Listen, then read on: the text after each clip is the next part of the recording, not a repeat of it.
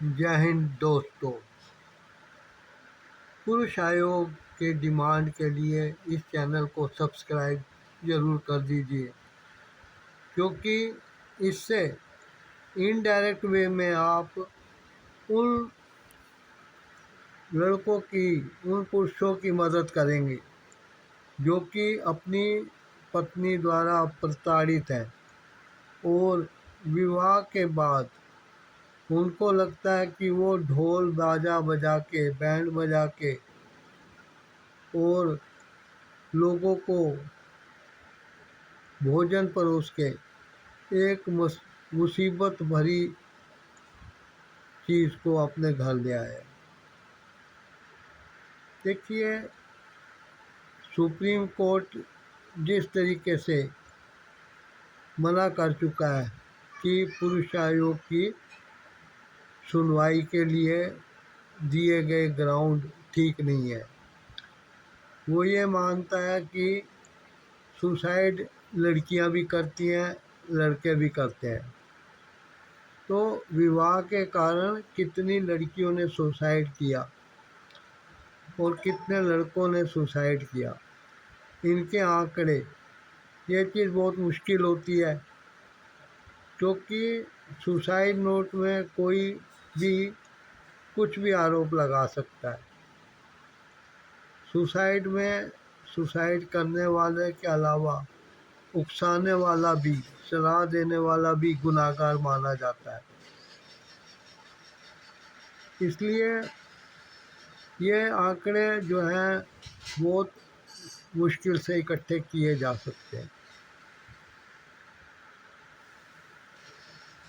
वो लड़के जो कि अपनी पत्नी द्वारा प्रताड़ित हैं, वो कृपया ध्यान दें कि बाद में उनकी पत्नी को मौका मिले, इससे पहले वो अपने घर को सुरक्षित करें, अपने माँ बाप भाई बहनों पे विश्वास करें और सोचे समझे ध्यान दें कि शादी से पूर्व क्या उसकी माँ की आदतें थी और उसकी शादी होने के बाद क्या वो आदतें बदल गई हैं, उसका व्यवहार उनकी पत्नी के साथ कैसा है।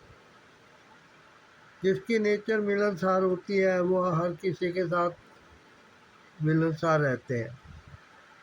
क्या उन लड़कों की माँ ने उन लड़कों से उनकी पत्नी की कभी शिकायत की, या उसके द्वारा दबाए जाने पर भी वो दबना मंजूर करते हैं लेकिन कोई शिकायत नहीं करते, ताकि लड़के का घर बसा रहे।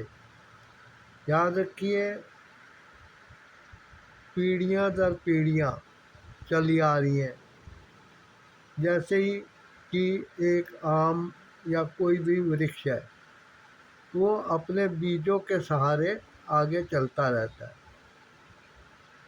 तो आप जो अपनी बीवी के कारण अपने माँ बाप से अलग होने की सोच रहे हैं, या अपनी माँ को बुरा भला कहने की सोचते हैं, या सोचते क्या कर भी देते हैं बुरा भला कहने वाला काम, तो ध्यान दीजिए कि आप उस माँ बाप की औलाद है, यानी कि उस पेड़ पे उगे हुए फल हैं जिसके बीज से आगे पीढ़ियाँ आएंगी।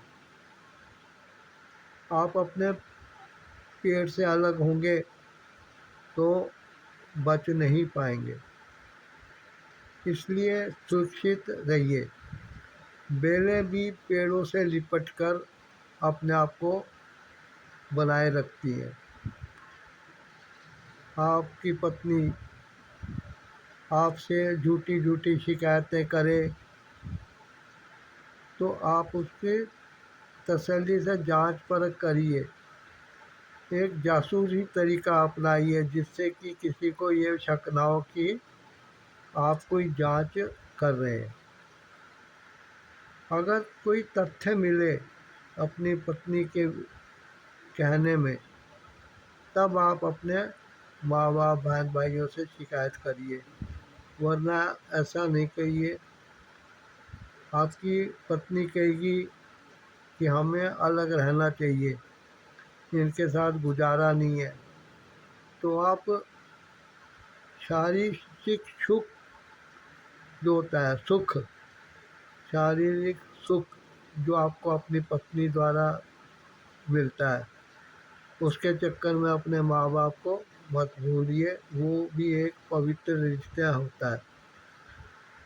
और आपकी पत्नी पहले आपको उनसे अलग कराएगी, इससे आपकी इनकम से आपका परिवार वंचित हो जाएगा और कई कमियों को झेलना पड़ेगा उसे। इसी तरीके से जब आप अलग होंगे तब आप देखेंगे कि आपकी पत्नी आपकी सैलरी में से कुछ पैसा अपने परिवार में पहुंचा रही है, या आपसे आए दिन गिफ्ट मांगती है। किसी दिन आप उसकी सामान की अलमारी की तलाशी लीजिए तो आपको उसमें कई कपड़े, सूट, साड़ियाँ, गहने नज़ारत पाएंगे, क्योंकि वो अपनी किसी बहन को, अपनी माँ को, अपने भाइयों को कुछ ना कुछ उसमें से दे चुकी होगी।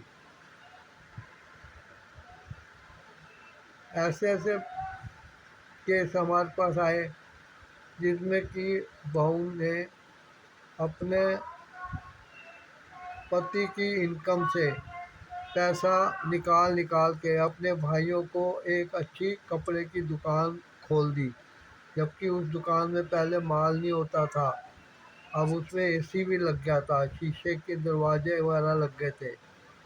तो बाद में पता लगा कि ये सब उस लड़की ने अपने पति को अपने परिवार से अलग करके पाया। इस चीज़ का आप ध्यान रखेंगे। ग्राउंड फॉर तलाक, इसके बारे में सोचेंगे तो आप उनसे बच सकते हैं। आपकी पत्नी को मौका नहीं मिलेगा। हाँ, आपकी पत्नी आपके परिवार पे मारपीट का आरोप लगाती है, पुलिस केस करती है, तब आप ज़रूर अलग रहिए ताकि वो आरोप जो है दोबारा ना लगा सके।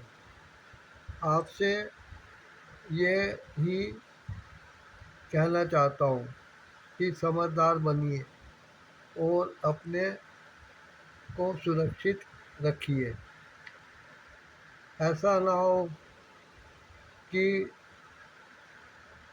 जो आपकी पत्नी है आपके ऊपर झूठा केस कर दे, जेल करा दे और फिर मुआवजे के रूप में आपसे तगड़ा पैसा वसूल करने के लिए एक अच्छा वकील करके कोर्ट में केस कर दे। इन चीज़ से बचिए।